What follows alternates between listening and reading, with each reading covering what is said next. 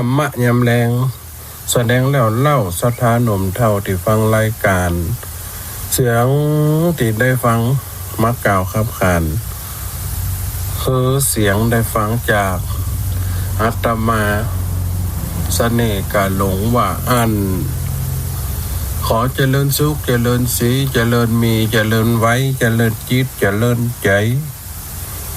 แม้ยังศรัทธาสาธุชนคนฟังรายการสถานีวิทยุคลื่นสีขาวเพื่อชาวประชาออกนะสถานีห้องส่งตอนนี้อาติปอยแม่ได้ฟังเนอขอเจริญพรศรัทธาตั้งหลายเนาะชั่วโมงที่สองได้มาฟังอาตมาภาพเนอตะกี้ทุกปีทุกปีลูกได้โอได้จ๋าสนทนาทำไปอาตมาภาพก็เข้ามาต่อนี่เป็นคิดจักกรรมหรือว่าเป็นการในหนามในธรรมเวลาบ่าย4 โมงถึง5 โมงก็ได้มามาพบกันเนาะกับตั้งชั่วโมงต่างๆครูบาอาจารย์ก็เข้ามามาจากันมีธรรมะแต่ละข้างแต่ละคราวเนาะกับแต่ละบทแต่ละเรื่องของอาตมาภาพก็อยู่ในเรื่องของ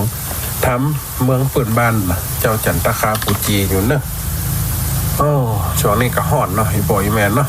วันนี้ก็ฮ้อนแต่ 2-3 วันบางทีก็ฝนตกบางทีก็เกิดพายุเนาะก็ตามฟังกรมอุตุ ก็ว่าตั้งวันที่13-14คือระมัดระวังเรื่องฝนฟ้าคะนองตั้งเขาก็ฟังข่าวบ้านข่าวเมืองตัวหน่อยปล่อยแม่เนาะเขาทำวันอุทกกับไฟวัดแต่ไฟวันนี้มันเกิดขึ้นล้มนี่ก็น่ากลัวอยู่ตั้งอำเภอเสริมงามจังหวัดลำปางเขาบ้านศรีลังกาก็เป็นระเนระนาดไปถึง2 ครั้ง 2 รอบเมื่อกันยอมเกิดไฟธรรมชาติน้อยปล่อยแม่เนาะกะเก่งระวังกันปีใหม่ปีเก่าคนตะกอนว่าปีใหม่ปีเก่าจังตีกันอีละคนตะกอนว่านะแต่ละรู้สึกว่าช่วงหลังๆมานี่มันก็เกิดก่อนของเกิดหลังของน้องปีกะแรงน้องปีกะฝนตกนักหน่อยตามอากาศ ที่มันแปรปรวนหน่อยปล่อยแม่เนาะอากาศมันแปรปรวนเฮากับเก่งระวังกันถ้าบ้านหลังที่เพิ่นพอสูงพอหยังกำพอมีอันตรายอย่างบ้านที่เป็นบ้านใหม่บ้านเก่าก็อันตรายอยู่มันก็เป็นสิ่งที่ประจำแต่ละครั้งแต่ละปีจะนักน้อยก็อยู่ตามความเป็นไปของดินฟ้าอากาศไอ้พ่อไอ้แม่ได้มาฟังเนาะใกล้ปีใหม่มาเนี่ยนะลูกหลานกับกลับบ้านกับยองกันเดินทางกันรถล้างกันนักเนาะรถล้างกันนักอย่างอาตมาภาพนี่ก็ถ้าว่าช่วงนี่ก็หับงานทีมาสัก 2-3 วันนี่ก่อนปีใหม่วัน 2 วันนี่กับหลังก็จะว่าว่างมันกลับมาว่างเนาะการงานมันก็นักอยู่มันก็เป็นไปตามสภาพเนาะพระเจ้าประสงค์ก็ครูบาอาจารย์บางรูปบางองค์กติดภารกิจแต่ละอย่างเนาะอีปอยแม่นเนาะอย่างพระอาจารย์มหาสมชาติก็เดินเนาะเดินธุดงค์เขาวัด ไปตั้งหลายตีหลายจังหวัดไปตั้งเมืองแปะเมืองหนานก็ไปละไปเมืองเป้าก็ไปละอะไรยินว่าจะเดินต่อไปแหมเพื่อเป็นการตัวเท่าว่า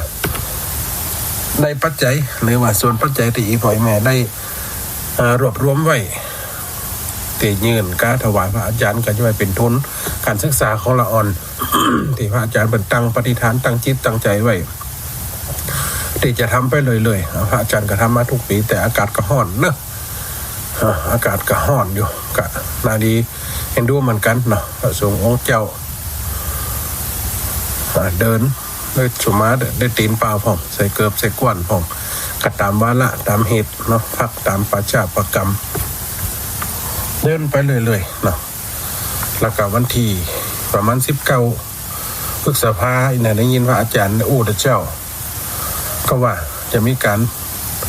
รวบรวมจตุปัจจัยที่พ่อแม่ได้ทำบุญก็จะมีการถอดถวายเป็นผ้าป่าเป็นปัจจัยเป็นต้นเงินเป็น อยากให้เป็นกิจจลักษณะเนาะเพื่อจะได้อันนี้สงทั้งผู้ตานและอันนี้แล้วก็ทั้งผู้ที่ตั้งใจในการทำการศึกษาปัญญารัตนังคือปัญญาเป็นแสงสว่างปัญญารัตตังปัญญารัตนังปัญญาเป็นดังดวงแก้วนะคนเฮาเกิดมามีปัญญาดีมีสติปัญญาก็ถือว่าต้องการอันอื่นถ้าว่ามีสติปัญญาแล้วกันย่อมจะเป็นหลักในการทำมาหากินหรือการทำมาเรื่องชีพได้อาชีพชอบมาว่าคนบ้านมาว่าเขาเรื่องฮัดมาว่านักบวชมาว่านักธุรกิจอย่างก็ตามมันก็ต้องการคนดีมีศีลธรรมมีความตั้งใจมีปฏิฐานในการทำงานอย่างแน่วแน่คนเฮาก็เหมือนกันเนาะอีปอยอีแม่เนาะ เมื่อทำแล้วก็เกิดประโยชน์เกิดสิ่งที่ดีๆเข้ามาติดตาม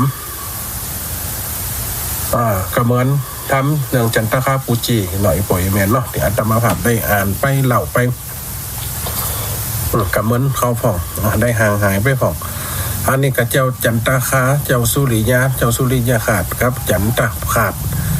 กับพูดที่มีปัญญาที่พ่อแม่ไล่ออกบ้านออกจอมาก็ได้ไปจุยเหลือคนเหลือสัตว์เหลือหยักดอก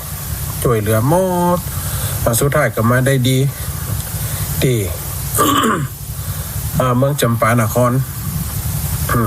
เลยปิงอายน่ะได้อภิเษกสมรสกับลูกของเจ้าพญาลูกของกษัตริย์ที่ได้ช่วยเหลือที่ได้ม่วยมอลันน่ะได้ตายเพราะว่างูคบงูตอดสองพี่น้องก็อยู่ด้วยกันแล้วมาเกิดใจไฟหาว่าความกตัญญูพ่อแม่กับเปิ้นได้เลี้ยงได้ดูมาย่อมจะคืนความดีคือพ่อคือแม่ทำความดีต่อพ่อต่อแม่ก็มาเกิดใจได้สองพี่น้องก็จะกึดปิกไปหาพ่อหาแม่เพื่อจะเอาเงินเอาคำไปตัวได้อยู่ดีมีกินละถึงพ่อแม่เพิ่นจะไล่ออกบ้านออกย้องก็คือถึงว่าเฮาได้เกิดเป็นคนกุศลปกคุ้มเพราะว่าเปิ้นได้ก็กุมรุมลาได้รักษามาแต่ก่อนเลี้ยงดูบ่ฟอนตามสายลูกยิงลูกใจบ่พาไฟกันแล้วถ้าขาดพ่อขาดแม่ไปก็เป็นคนบ่ได้กันย่อมมีความกตัญญูหูกุลก็จะปิกไปหาพ่อหาแม่ในธรรมถูกที่4แล้วจบไปนะถูกที่5ทัดมาอีพ่ออีแม่จะได้ฟังเจ้าจันทคาปูจี จะได้ปิกไปหาพ่อหาแม่ในครั้งนี้จะเป็นอย่างไรนี่พ่ออีแม่ก็ลองฟังกันไปเน้ออาตมาภาพจะยิบยกกันที่5ว่าไปเป็นกรรมเทศนาเน้อนะโมตัสสะภะคะวะโตอะระหะโตสัมมาสัมพุทธัสสะจันทคานามะกุมมันโลกานิทังอัฏฐัญญาตโนเคหังคาชันติสัตโวโดลาสัมปุริสัตตังหลายอันนั่งย้ายเป็นถอยนั่งเรียบร้อยดีงามพากันนำดอกไม้มาน้อมไว้ปูจาสาดับดาฟังที่เอาเป็นที่สอนใจทำนิยายพระเจ้าได้จะเล่ามาถึงโพตังคุณน้อยนอนนั่งเต้นต่อคำเลืองเสนาเนืองน้อมไว้เจ้ามาได้ลำเปิงคืดใจถึงพ่อแม่จักเท่าแก่สารา6 ปีมาแล้วนานได้ปาดบ้านหลงเมืองยอดบุญเรื่องปีง่ายว่าน้องไทยจันทคาพิจารณาพอแล้วว่าจักจวนน้องแก้วพันภายปิกไป ไปใจบ้านเก่าพ่อแม่เจ้าสองขาอันเฮากะปาดฝากเมื่อเฮินแล้วหักหลายปีเฮาควันดีไปพอสองน้อยหน่อสายตาก็ไปลาปอดดาว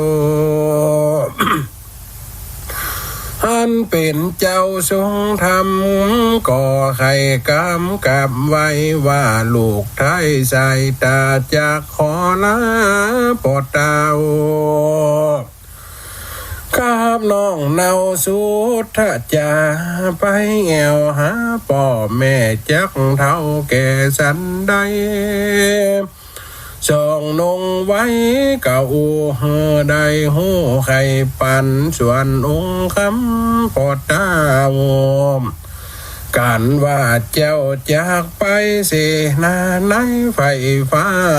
ต่างจังมาคนหานน้อมนำไปกว่าจักลัดป่าตามไม้ส่วนใส่ใจนอดเต้าก็กล่าวว่าราชานปิตาดนปอสองขานอ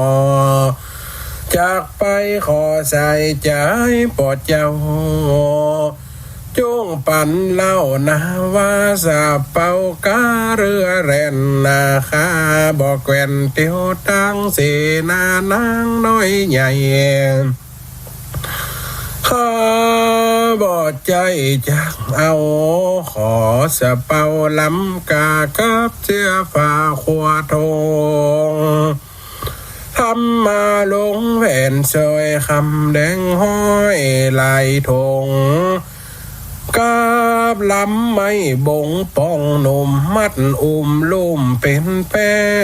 สองเจ้าเนจีกล่าวกาปอดเต้าฝ่าญาก็บันสาสั่งให้ตามลูกไทยบนคอสาลีสอบอพี่น้องจากหลวดอ้อมคืนหลังว่า2 เดือนกันไปนาจากปีกว่าเมืองนี้นาส่วนสุดถ้าจาน้องนาดว่าปีหากจักไปมีใจจกกว่าห่างตัวน้องจานจากขอรอทาหันหนอหน้าองค์คำสมกำคืดไฟพ่อแม่ไทยใส่ตาแล้วปีกมาหาน้องแก้วนางสั่งเจียวเจียวกำบอนเจ้าผู้ทอนรับปากแล้วก็จากเดินตั้งก็มีหันและนาที่นี่จักจะบอกถึงเล่าอันว่าเมืองเจ้าจำปาเกิดกาห้อนให้สองเมื่อสองไทยสายตาสุริยาปีเจ้ากับน้องเนาจันตาขาดได้ปาดพรากคืนหนหลังตามเต้ายังมีนางหนึ่งอันนากำลังซึ่งเป็นสาวอายุเรา15มีน้ำว่าเหมะราศีเป็นสาวจีขึ้นใหญ่เต้ามีวันหนึ่งใดลงป่าไม้ดงตาลทงป่าไม้ดงตันไปนางก็เสาะหายังหมากไม่ลงใด3 คืนนางโศกเบิ่นเอาร้อนบ่มีเปื้อนป้องเต่าตวยตามเต้าว่านางทุกผ่านกันอยากแล้วก็หากเหลือใจนางเดินไปดันกว่าหลงในป่าปุงจำแล้วไปหันมองน้ำ ปอบ่อปอกว้างเต่าใดนางใส่ใจหิวหอดเอาสองศอกตั้งตำก้มเดิมยังมงน้ำเย็นยิ่งล้ำเรือลายนางใส่ใจกินเดิมพอเจินหัวใจทาดนั้นไปนานางนอนลาสมชายก็เกิดกายลำบากเหลืองอ่อนหากตั้งคิงข้อนางยิงตกปองต้องนางย่อนคอนก็กลมทานานมตั้งสวดเป็นเอ็นลวดหันเขียวชมชะเหลียวหนักน้องได้ต้องปามานสององค์คำแม่พ่อก็จากต่อถามว่านางงามลูกเต่ายังให้เล่ามึงหากมีต้องหัวรวมซ้อนก็บ่หันมึงสันดานเจือจาดพอยังจาดหมู่มาดีไอตายนาพ่อแม่ดางนงานส่วนนางน้องแก้ว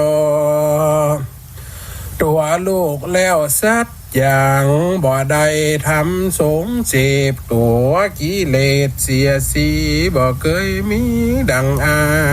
นใจโก้ข้างเตรียมนอนนางก็บอนแก่เล่าตั้งแต่เก้ามีมาว่าใจตาลูกจานได้ลงข้างในป่านับได้กว่า3 วันก็ไปกินยังมงน้ำนับแต่นานโพดมาก็มีกะแก่ต้องได้หนองคอนประมาณขอองค์คำปอบแม่ลูกได้แก่ตำลายและนานาบนั้นขึ้นมาจากนั้น9 เดือนเป็นคันเป็นไม้นางใส่ใจนารีก็มีอันกำเนิดได้เกิดโลกเป็นใจใส่เจอไม้ลูกหลานน้ำอันว่ากุญจิโนลูกก็โซฟาอาจบ่มีพญาติโลกาเจ้าใหญ่มาแล้วนั่นตัวแม่จันตายายก็สบายบ่ขาดเงินคำหากมีไหลเงินละคำหากมีไหลตั้งวัวควายมาจ้างไหลปอลำสุขบานบุญสมปานมาโพดบ่มีตุกโศกอันใดไฟก่อนไหลมาสู่ต่างอวดโอกำดีเป็นเศรษฐีมังเต้าย้อนเจ้ากุญจิโนนิจานาคารานังขามานว่ายังเจ้าบ้านเขาหมู่นั้นทั้งหลายต่างมีใจชื่นสู่ฟองก็โอจากันว่าลูกเขามันมีพ่อยังบอกก่อตั้งดีอันอย่างอีแต่เล่าเฮาบอกวานเอาผัวเฮอกายตัวปังเปล่ากำนั้นเจ้าคนยิงก็มีใจดำลิงลูเมาเสพสู่กามาต่างส่วนสาเสียมากบ่อสูญหักผัวไฟเล่นยิงใจใหม่จูต่างเสพสู่กามาเหมือนสู้นักขาสัตว์เถื่อนบอกว่าโลกเปื้อนผัวไฟ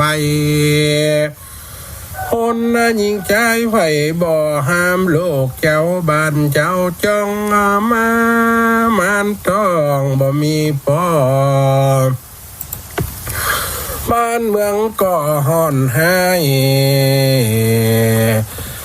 ราคาไม่เป็นเปียวฝูงคนเตี้ยวอยากกันคืดกับบ้านกับเมืองต้นไม้เหลืองแห้งขาดฝนหน้าบ่หยาดลงมาต่างก็หานะอยากกันเหตุ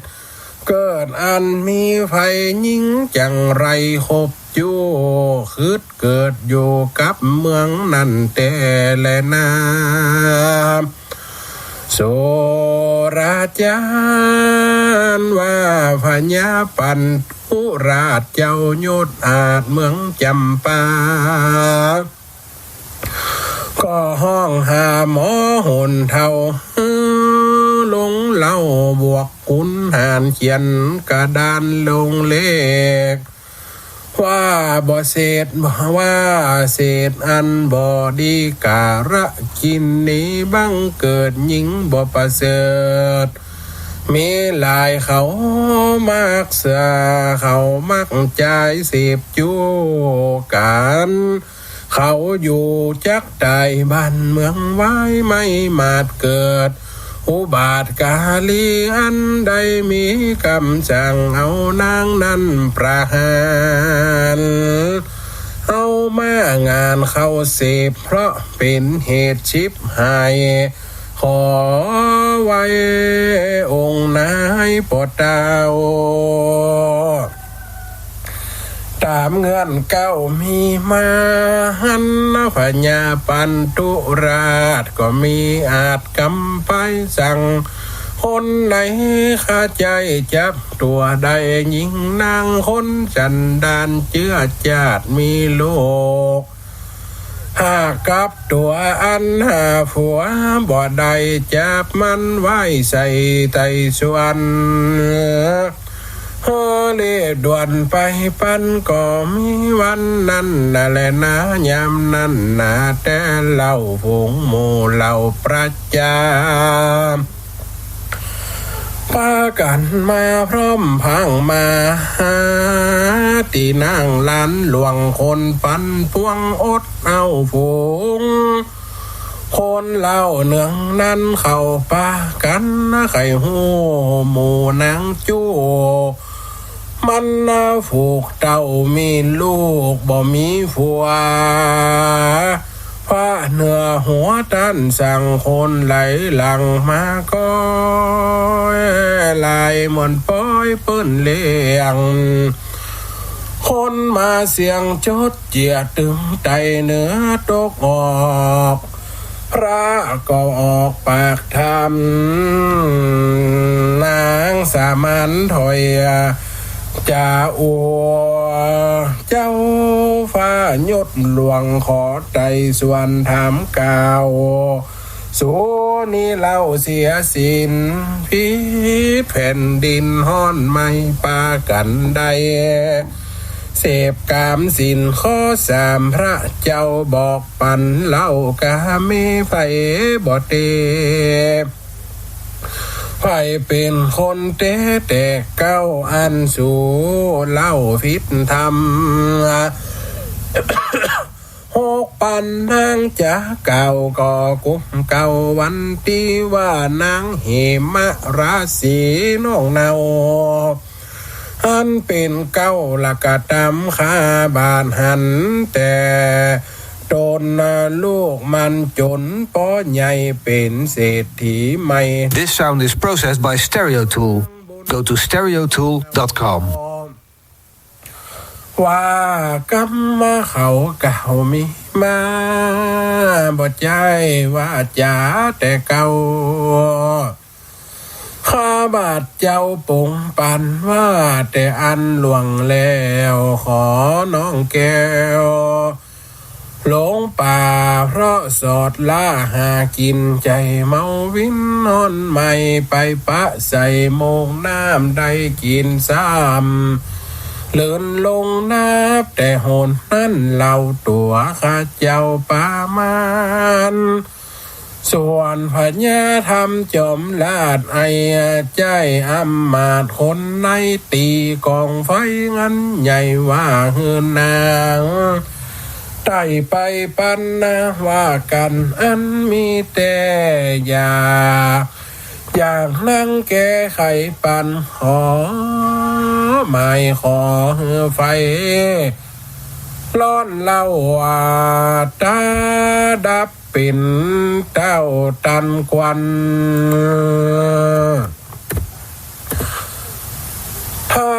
ว่ากำนังโอลายขอเฮือไม่เป็นเปียวแต่สมสะเหลวยามนานนางนอนเนางามเจียงเจ้าหิมมาราศีข้อวันตีกลมไหววอนเจ้าอินตานางสัญญาบอกกล่าวก็โคดหาโดดเข้ากองไฟเหตุดันได้นั้นเหล่าไฟลูกเอาเป็นเปลวก็ดับเร็วบอดจ้าผงไฟฟ้าได้หันตังป้ากันนะสะดุงว่านางผู้มีบุญหลายเตียงบ่ตายไฟเอาบาดนั้นเหล่าโมหกปันนางก็น่าจางสะดุงสาตีฟุ้งสายสันนาอันว่าเจ้าพญาสังเสนาข้าราชเอามาอาจกำลังมางานดำกำเศร้าเฮอมัดเหล่ายิงนางเอาขึ้นวางกลางใหญ่เฮอมาใส่เต็กลันโตดหมู่มันถอยจ้าฟิตสินหากามเมมันมาเตริดมังอย่าได้ข้างไปเงาเอามาเข้าใส่เฮอตายควายและนาในขณะยามนั้นส่วนว่าอันนากุนจิโนว่าผู้ข้าขอโอกาสไว้ละพระราชปัญญาขอคุณนายกโดดพ่อภายโพดหมู่นั่งยิ่งจักเป็นมนทินกับดาวอย่าฟังเฝ้าหุนหานผงปล่อยปัญญาขาดจักตำจ้าพิษสินตามได้ยินเปิ่นกล่าวจักไม่เอาอาบายาข้าสัตว์หลายใหญ่น้อยข้าสัตว์หลายใหญ่น้อยบาปจ้องห้อยติดตามพิษสินธรรมพาเจ้าอ่านแต่เก่ามีมาว่าปานาติบาตบาปกรรมหากมีหลายเมื่อเฮาตายเป็นเพียงเอาเวจีล้อนเผาจากไม่เอาอาใบพอปล่อยไปข้าบาทเฮือนางหากถือศีลล้างมนทิน8 5ตามผู้ข้าวอนกำเด็ดเตอสุราชาหันว่าพาญาปันโดราชก็โอกาสปงปันเอาศีลธรรมพระเจ้ามาเตดเล่าสอนปันหมู่วงวันไพลาดเฮือทุกคนหากถือศีลเป็นอาจินแต่เหล่าตัวคำเจ้าทั้งวันเฮือมันตามอย่าขาดถือศีลหากมันคงเขาแต่บุญไปนาภาวนาโจจอดนี่คือยอดศีลธรรมอันจากนำป้นจากทางทุกอยากหาใบจุ่มยิงใจตรวจหน้าฝงไฟฟ้าทั้งฟองทำตามกองแห่งเท้าอันบอกเล่าใครปันนับจากวันไปนา ฝนและฟ้าตกอยู่ตามลาดูบ่ขาดจุมไผ่ลาดเย็นใจอาหารใดก็บ่กัน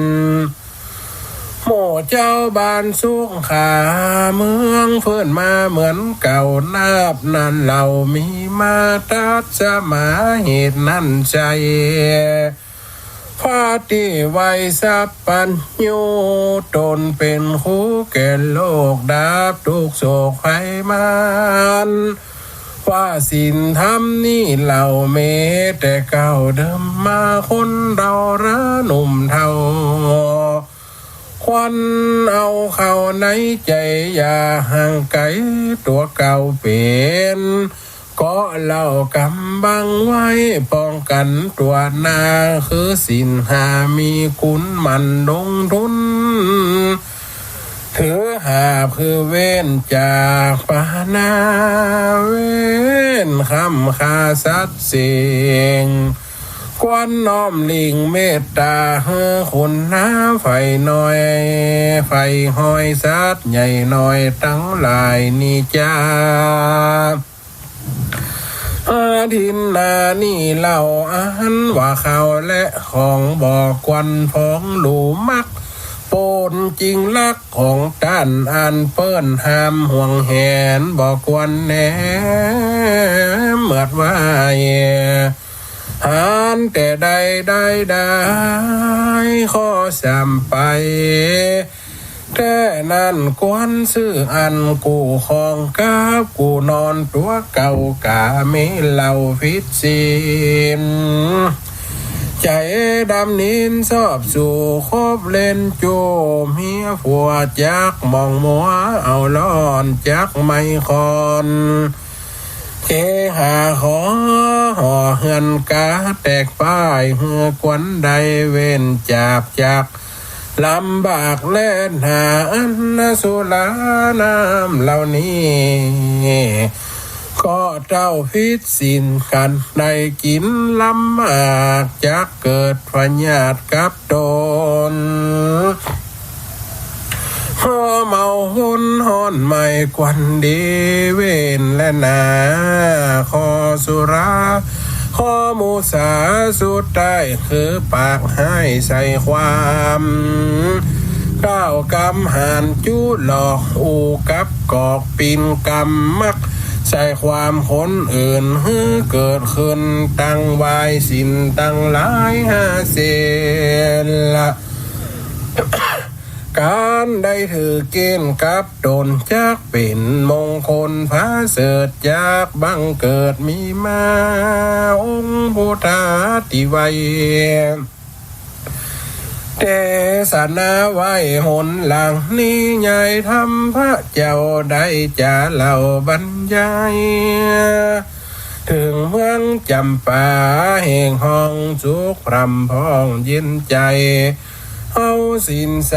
หาขอนับตั้งต่อนั้นมาและนานิติตาเฮียสังวันละนาวิเศษจาห้องเหตุจันตะคาโผกทวนแหนี่นั่นนาขอยอมย่างเป็นโหรขอทุกคนแก่เท่าจงฟังเราสืบไปก่อบังคมชมและเทแล้วเท่านี้ก่อนแล้วลำดับมาถึงยังจันตคาปูจีโฟกต้น5ที่อีป่ออีเมสตาถ้าได้ฟังไปตะกี้นั่นกล่าวถึงเจ้าจันตคาเมื่อได้ไปจุยลูกสาวเจ้าพญาแล้วอยู่ในสว่างก็ขึ้นหาผู้เป็นบิดามารดาพ่อแม่ผู้ที่เคยได้เรียกมาที่ได้ว่าแต่ต้นเกิดแล้วพ่อพญาเมืองก็เลยว่าถ้าจะปิกไปเอาหาพ่อหาแม่เป็นยังพ่อก็จะเสนาจ้างเสนามาจัดขบวนไป100อย่างละ100เป็นมาเป็น100จ้างเป็น100ไว้สาขาบาทเจ้าเป็นบิดาเป็นปอดเฮาบ่เอาบ่เอาปอข้านี่บ่เกินทั้งเดินดงข้ากายเดินดงนี่เห็นบ่มันอีบ พอกัดเดินมาตั้งแต่อายุ13-14แล้วอันชดมาเมืองนี่อีปอหลงไปหลงมาขอสะเป้าก็ได้ขอเฮือก็ได้แล้วขอแปะในแปะนั่นขอผ้าใหม่เสื้อใหม่แก้วแหวนเงินคำบอกไม่สร้างเอาเงินเอาคำใส่หันบองหูเขาใส่เป็นป้องไว้นี่ตึ๊ดเนี่ยต่างอันน่ะโอ้จะเอาไปอย่างลูกเอาเตะยาปองมาขออย่างนักนางสมุทรจาก็เลยว่ายินดีนะถ้าเสด็จปีจะไปอายจะไปน้องนี่ขออยู่ตั้งหลังถ้าเพื่อไปหิมมานเนอะ2 ปีน้องก็จะเดินทางไปเพื่อจะไปกลับไปหาพ่อหาแม่ไปใจพอว่าพ่อแม่เป็นจะได้เมื่อเดินทางไปทางเหือแล้วก็อู้ย้อนกล่าวถึงว่าเมืองจำปานครที่ว่าพ่อแม่ไล่ออกมานั่นน่ะเมืองนั่นเกิดกันเกิดอยากเกิดทุกข์พ่อข้าเวทนามันเป็นเหตุสันได้จ้าแต่เก้าเพราะว่ามีนางหนึ่งที่ว่านางเหมมาลาดได้ไปเก็บของป่ามาเลี้ยงตนเป็นคนทุกข์แต่ว่าไปหลงดูอีปล่อยไหมหลงแพะหลงป่าอยากกินน้ำไปกินน้ำมงเอาศอกเขาตั้งกลมกินบ่หัวเป็นน้ำหยังสุดท้ายนางนี่ก็มาตั้งต้องพ่อกับแม่ก็ไต่ส่วนขวัญความเข็นถามว่าโอ้เหมมาลาดเนี่ยยังอีนี่บัดถูกกองบ้านกองเมืองเนี่ยตัวเป็นสาวหาผัวบัดใดจะได้มาประมาณต้องที่อีนี่โหบัดได้การละเปิ้นจะเล่าย้ายขายนาพ่อกับแม่จะเอานาไว้ไหนเปิ้งเปิ้นว่ามีลูกสาวเหมือนมีบอก5ไว้นาบ้านแต่คนใดกายมากันเล่าคนใดมากายเปิ้นก็ว่ามันเป็นจะอีแต่ลูน้องสาบ้านตัวใดลูกสาบ้านตัวใดพ่อเฮ้ยบ่มีลูกมาได้ไปส่งเสพกรรมตันหากับซ้ายผู้ใดแต่ว่าน้องเนี่ยไปหลงในป่าไปกินน้ำเต่าอานะตั้งหันมาละดูก็ขาดต้องกระใหญ่อาพาธเต็มขาเป็นอย่างอีมาพ่อกับแม่ก็เจียกกำลูกเท่าว่านางก็เกิดลูกมาขนาดลูกก็ฮื้อแก้วฮื้อกุ้นอีพ่ออีแม่โอ้จากเป็นคนตู้หาฟักหาใหม่หาของมาเลี้ยงขาบเน่าสังขารกลายเป็นคนมีเงินมีทองกลายเป็นเศรษฐีกำนั่นคนในบ้านกันเล่าละโอ้หอนางเหมมาลาดเหมมาลาดจ้าลูกมันเป็นแก้วเป็นกุ้นขนาดลูกค้าเนี่ยอย่ามาลึกป่อกับมีแม่กับมีช้อนกับเอากำโอ้มาหันอย่างสมัยละออนบาเดียวซ้ำหายหน่อยบ่อยแม่เนาะยุคเทคโนโลยีเนี่ยโอ้เลี้ยงโดยเงินเลี้ยงโดยทองตาจีนิดตายเนาะอยู่ม.5 ม.6 ป.ใหญ่เป็นสาวนะเป็นบ่าวเป็นสามลูกนึงเข้าคือป่อคือแม่เตียโตมีมดขนาดละออนตอนเต้นที่เขาไปถามว่าไฟลูกนึงเข้าให้พ่อให้แม่ฟังไฟทำงานบ้านเจ็บพ่อเจ็บแม่หอดซักอย่างรับลูก8-9 โมงดู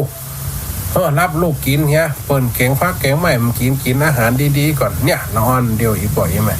สังคมมันเปลี่ยนไปพ่อแม่ด้วยใจลูกจะด่าก็กลัวให้จะเอาไม่แท้ตีไม่แท้เคียนก็กลัวคิดชันฆ่าตัวตายเนี่ยเลี้ยงลูกเป็นเจ้าเป็นแก้วเลี้ยงลูกเป็นเจ้าเป็นนายไปเงี้ยมันสบายแต่เก่ามันจะเปิ่งอย่างใดพ่อแม่กะเท่าไปถึงวันแม่นก็วันนาเท่ามาจีจะได้เผาตีนเผามือกินกันเลี้ยงสังขารคนเท่านะถ้าว่าเขาเลี้ยงดูน่ะเป็นขี้เหล้าขี้ยาลูกปัจจัยซ้ำหายลึกสัมมาเลเตเมาเป็นขี้เหล้าขี้ยาดุด่าป่อตีแม่ออกข่าว2-3 วันกันน่ากลัวขนาดนักเอาปืนจำหัวป่อพิษใจจำหัวแม่มาฆ่าเฉป่อกาบตีนเฉป่อกาบป้อมเนี่ยจะยิงขว้างพิษใจโอ้หันละกันนาดอนาตาขนาดนักหันข่าวป่อก็เลยทำตามเป้าตามเป้ายองเอาค้อนบุ๊บเนี่ยตำรวจก็ยังจะเอาพิษอยู่นะเขาแต่เนี่ยจะได้มันจะฆ่าแต่ถ้าห้อมฆ่ามันลูกอย่างนั้นยังเลือดก้อนเดียวเนี่ยก็เหมือนกันเนี่ยเรื่องจันทราคาเนี่ยชาวบ้านทั้งหลายเขาจูจ่าโยญากันนะลูกเปิ่นดีเป็นแก้วเป็นคุณลูกเฮาเนี่ยมันได้เรียกได้การยังอ่ะโตจะอีลำหายลำเหลือหายเลยลูกมีปอกก่อนคนกันหยากันจะอีแต่ใครเอาไฟก็เอาเถอะล่ะชาวบ้านทั้งหลายหมู่แม่หญ่แม่ยิงกำนั่นกะใครได้ลูกมาเป็นก้ำบ้านก้ำเมืองก้ำฐานะตัวเก่ากันนั่นศีลข้อ 3มีการที่ยึดเหนี่ยวจิตใจอีกบ่อยไหม ลูกไผ่ผัวไผ่ก็ไปนอนโดยมดนี่ลูกไผ่อันนี้ลูกพ่อได้ลูกแม่ได้ป้อมโหกันบ้านเมืองก็เกิดกะลิยุกเกิดความห้อนให้เกิดขึ้นกับมันกับเมืองบ้านเมืองที่ว่าแห้งแล้งอยู่กันเป็น7-8 ปี10 ปีฝนตกเนี่ยอย่างกับการบ้านเมืองคึดยาลูกเอาป่อเอาลูกแม่เอาลูกเอาแม่นี่ไฟเป็นลูกไฟลานไฟโหป่อเดียวกันคนละแม่ก็มาเอากันโอ้ก็นั่นกะฮู้สิพระเจ้าพญาจำปากันเลยว่าลงเหล็กค้นหารพอมันเกิดอาการอย่างขึ้นกับบ้านกับเมืองกำนั่นโหนเท่ากันเลยบอกเกิดจากบ้านเมืองเนี่ยมันมีศีลธรรมโดยเฉพาะข้อ3กามเมสุมิจฉาเสพกามตัณหากันหมั่วสั่วไปเลยโหจะอีแต่กันนั่นจับไม่ยิงมาได้6,000 คนกันโดยอีกปล่อยไหมโ6,000 คนถึงเมืองนะคนถึงเมืองคล้ายๆเหมือนน่ะเมืองเชียงใหม่เมืองลำปางเมืองเชียงไฮ้น่ะเป็นเมืองนี่นะเมืองมันแห้งมันแรงอย่างกันไอ้6,000 คนอันนี้ลูกไผ่โม่อันนี้เราเป็นพ่อไม่เป็นไผ่โม่เจ้าอันนี้ลูกไผ่หนูก็ไม่ทราบค่ะอย่างเนาะคนใดกำโม่คนใดกำโม่จะอีแต่ไผ่มีพ่อมีแม่ถือว่าเป็นคนบริสุทธิ์กระเธอไปเนี่ยจะอีเลยจะได้โกกันนั่งเหมมาลาดนะกะมันยากก่อนพอลูกมันได้เป็นดีมีขิมกันนึกว่าจะได้ล่ำได้รวยอย่างลูกเปิ้นเมียนแก้วเป็นกุ้นลูกเทพลูกว่าที่ว่าด้ามาเกิดกลายเป็นลูกเฟซลูกเนี่ยมาเกิดในต้องเหี้ยนั่งเห็นมาลาดว่าโอ้ข้ามจะได้ไปสมเสพข้าไฟข้ามจะมีหัวเนอะมันนี่มันลูกไฟมันโห่ข้าไปกินน้ำที่ฟังตะกี้ไปกินน้ำห่วงห้วยนองหนองไปหลงไฟหลงปลาบาเจียก็นั่นตีกองไฟน่ะพญาเขตีกองไฟเสนามาตีกองไฟใหญ่ๆครับผมนางนี่วิ่งลัดกองไฟถ้ามันเป็นคนดีมีศีลแต่ไฟนี่ก็จะไม่พาไม่คว้าไม่ตัวมันแน่ถ้ามันเป็นคนดีก็คือมันตายในกองไฟเนี้ยแล้วก็แหม6,000 คนนี่ก็จะฮืดล้นลัดเหมือนกันหมดเนี่ยนางสุจานางเหมมาลาดเขาสาบานตัวข้าบริสุทธิ์ก็นั่งกัดล้นแต่อีบ่อยมาล้นลัดกองไฟนั้นดับขึ้นมาทันทีทันใดหมุนนั่นโต๊ะขับป่าห้าใจกันนะโต๊ะขับป่าห้าเหี้ยวเขาสั่นกันนะเอาถ้ามีก็จะเอาบ่ยอมรับความจริงไหนพ่อมันคนได้แม่มันคนได้จำค่าเงือกไหนจะเอามางานเขาเสพเอามางานลงโทษคือมันตายคนได้อดได้ก็อยู่รอดคนได้อดได้คือมันตายไปเหี้ยก็นั่นอามาเท่ากันเลยว่าโอ้เจ้าพญาเฮ้ยการเนี่ยเจ้านี่มันจะพิษไปติ๊กๆไหลนะซัดกับคนเอาไปเนี่ยจะอีซ้ำให้จะพื้นบ้านพื้นเมืองพระองค์ทรงโปรดคนเอารักษาศีลกะรักษาศีลเตอะนางนี่ก็เลยว่าคนเอารักษาศีล5ธรรมของพระเจ้าเพิ่นสอนว่าจะได้พระองค์บัญญัติขึ้นมาเลยรักษาศีลทุกคนจงฟังคำนั้นคนทุกคนตีว่า6,000 นางน่ะกลับมารักษาศีลขอสุมาอาภัยต่อพ่อต่อแม่สิ่งที่ทำไปมันผิดศีลธรรมชำระจิตใจตัวเก่ามันดีขึ้นมาขนาดบ้านเมืองกับปิกฟื้นคืนขึ้นมาปล่อยไหมอันใดกับคืนขึ้นมาเริ่มใบไม้ใบตอกกันเริ่มปงตีแห้งตีแรงตีซิบหายไปที่อันยังที่มันเกิดความวินาศสันตโลเกิดความบดีบดักกบานกระเมืองกับปิกคืนดีขึ้นมาเป็นสิ่งที่ปรากฏถึงหันบ้านเมืองกับอุดมสมบูรณ์เนี่ยอีปล่อยแม่กำนั่นเจ้าจันทราคาจะปิกมาหาพ่อหาแม่จะจำได้กำได้ก็จะได้ฟังกันต่อพุ่นสุกนาปนเนอะ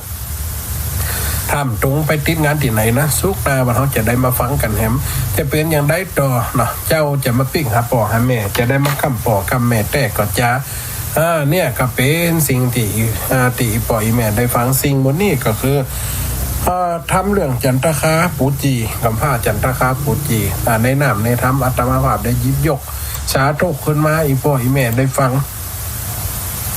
แล้วก็เอาเป็นคติเตือนใจบางสิ่งบางอย่างเรื่อง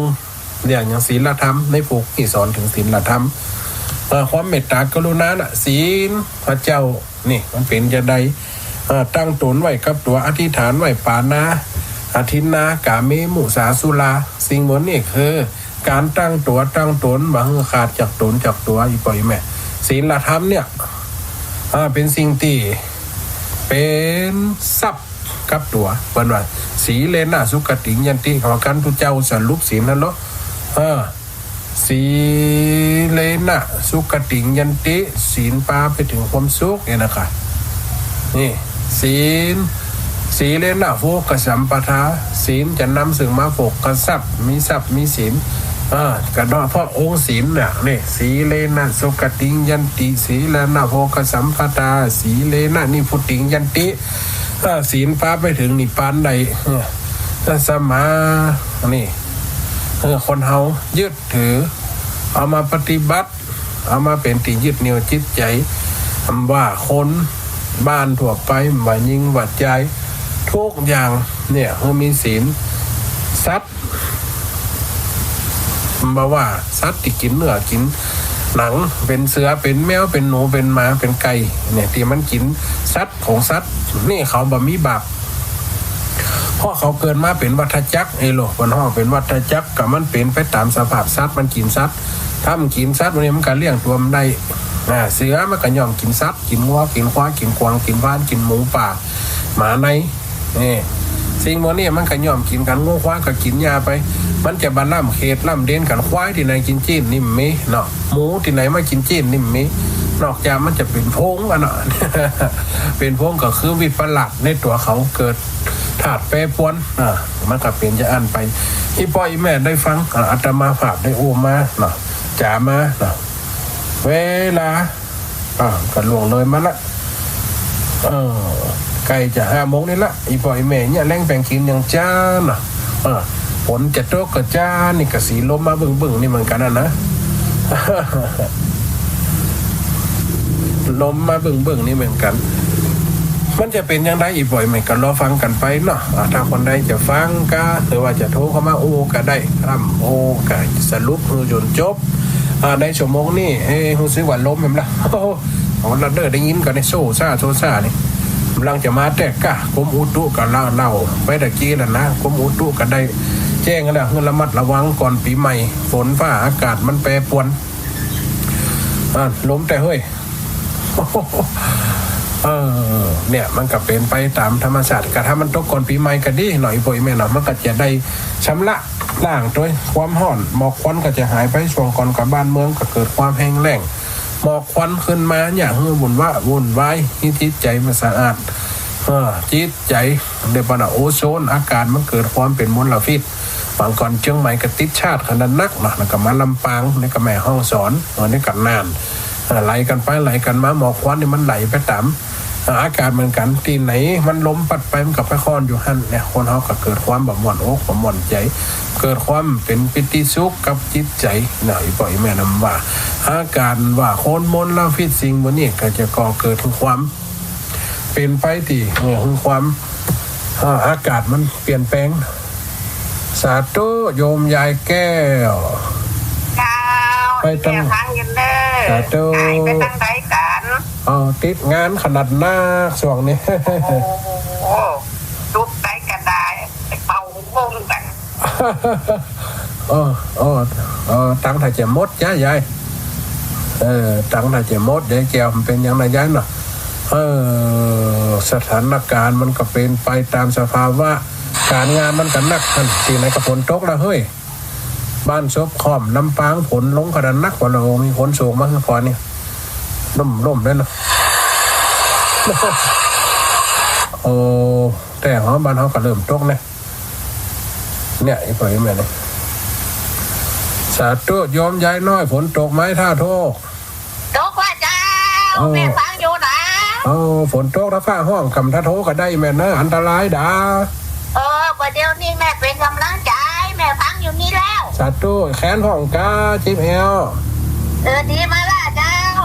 ดีล่ะไปเป็นยกของนักนะกะนิ้วอยู่หันพังจืดตัวหันไอ้ย้ายนิ้วเราเป็นยกของนักนี่หน่อยจิ๊บเอลอยู่นั่นขนาดดีเป็นห่วงแล้วก็ลูกตัวไอ้ว่าตัวน้อยแล้วก็ยกน่ะกะเวลา3ได้เท่ามันทำเป็นอย่างคนหนุ่มเนี่ยมันได้ในแม่เนอะจะเป็นเนี่ยสาธุปัญหาอยู่ดีสบายเด้อเดี๋ยวฝนตกก็พูดนะ กันล้มมานี่เบื้องไอ้แม่มเดี๋ยวนี้ โอ้นี่ตกเช่าๆแล้ว กระโตกหันเขาเอาลงสองมาเพิ่มเนี่ยตั้งซบขอมตั้งอำเภอเมืองลำปางตั้งใสนี่โต๊ะขนาดนั้นเดี๋ยวนี้ซบเฟียงแม่เฟียง อ๋อนี่นะ สาธุแม่ เอา พอเราโต๊ะกันแต่ว่าฝน ฝนโต๊ะกันขนาดนี่มากะเดี๋ยวอีมันโต๊ะไปกับเป็นโซนไปกับชะนั่งมนเราพิษไปถ้ามันโต๊ะแต่กับอีทเหมือนกัน